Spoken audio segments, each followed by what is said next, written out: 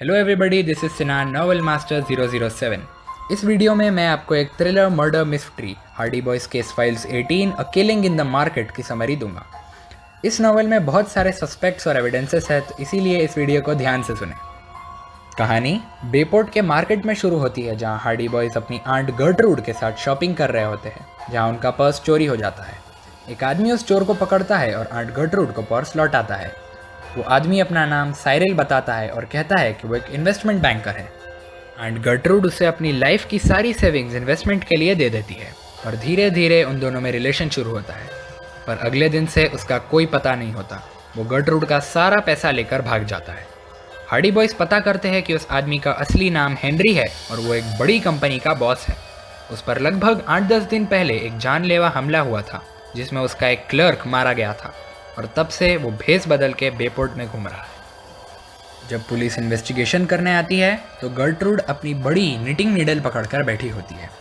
अगले दिन नदी के अंदर से हेनरी की लाश मिलती है, जिस पर वो निटिंग नीडल घुसा हुआ होता है। जाहिर सी बात है, इन्वेस्टिगेशन ऑफिसर राइली के दिमाग में सबसे पहले गर्टरूड का नाम आता है।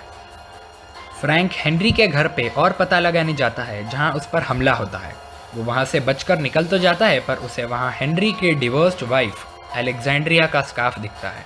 अब वो भी फ्रैंक के शक के दायरे में आ गई थी।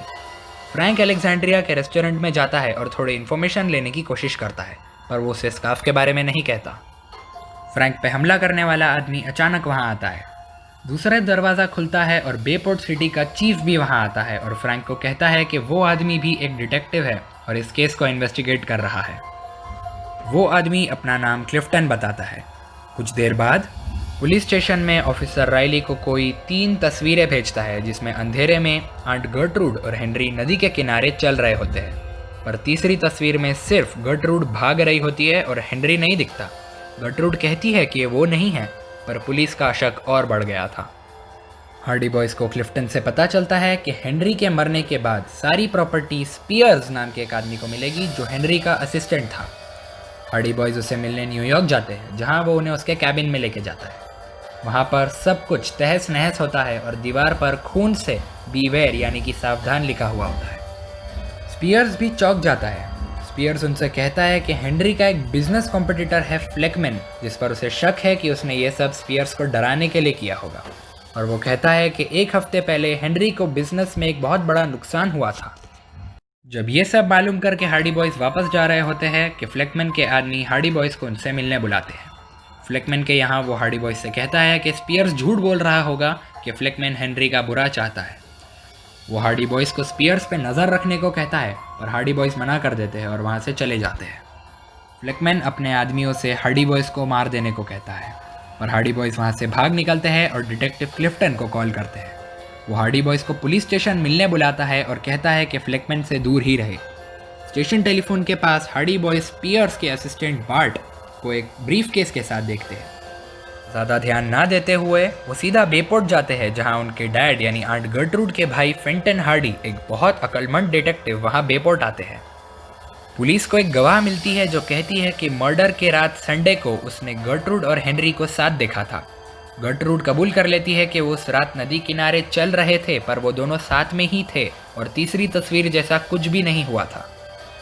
फेंटन हार्डी वो 3 तस्वीरें मांगता है। वो नोटिस करता है कि तीसरी तस्वीर में एक प्लेन उड़ रहा था। वो पता करते हैं कि उस रात वहाँ से कोई प्लेन नहीं उड़ा था, पर अगले दिन उड़ा था। इसका मतलब तीसरी तस्वीर में कोई और विग पहनकर वहाँ था, ताकि केस गर्टरूड पर डाइवर्ट हो जाए। हार्डी बॉयज घर जाते हैं, जहां स्पीयर्स ने उनके लिए एक टेलीफोन ऑडियो मैसेज छोड़ा था। वो मैसेज में स्पीयर्स कहता है कि उसे एक बहुत बड़ा राज पता चला है। वो हार्डी बॉयज के यहाँ एक ब्रीफ केस भिजवा रहा है, जिसमें वो सारी जानकारी है, पर मैसेज बोलते बोलते कोई स्पीयर्स का गला घोट देता है और उसे भी मार देता है।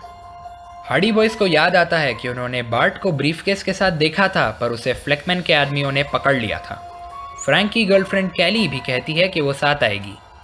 हार्डी बॉयज और कैली को स्टेशन पर जाकर पता चलता है कि लॉस्ट एंड फाउंड में एक ब्रीफ केस आया था और उसे 10 सेकंड पहले एक आदमी ले गया। हार्डी बॉयज और कैली को एक बाइकर दिखता है, जिसके हाथ में वो ब्रीफ केस होता है।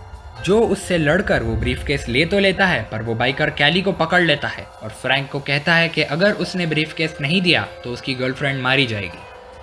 फ्रैंक कहता है, ठीक है, मैं तुम्हें ब्रीफ केस दे दूंगा क्लिफ्टन।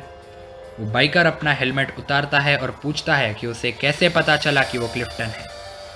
फ्रैंक कहता है कि इस सारे केस में सिर्फ क्लिफ्टन ही है जिसको अच्छी तरह पता था कि कैली फ्रैंक की गर्लफ्रेंड है, वरना किसी और को इस बारे में पता नहीं चलता।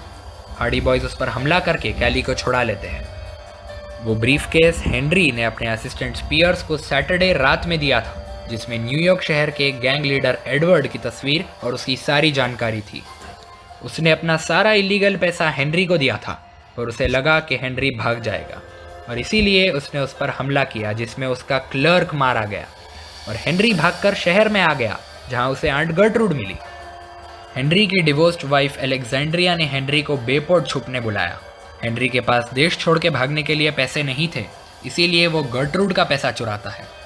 संडे रात को क्लिफ्टन ने हेनरी और गर्टरूड की 2 फोटोज खींची और उसका पीछा करते हुए हेनरी के घर पहुंचा, जहां उसने गर्टरूड की नीडल से हेनरी का मर्डर किया, जो वो वहां पिछली बार भूल गई थी। ताकि उस पर शक न हो, इसीलिए अलेक्जेंड्रिया और क्लिफ्टन ने गर्टरूड को फंसाने का प्लान बनाया। स्पियर्स को उस ब्रीफकेस के बारे में पता चल गया था, तो क्लिफ्टन ने उसे भी मार दिया।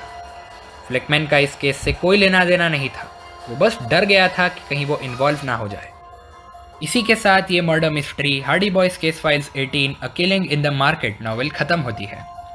और इंटरेस्टिंग और मिस्टीरियस अपडेट्स के लिए मेरे चैनल को सब्सक्राइब करें और इस वीडियो को लाइक करके ज़्यादा से ज़्यादा लोगों को शेयर कर दें। Thanks for watching.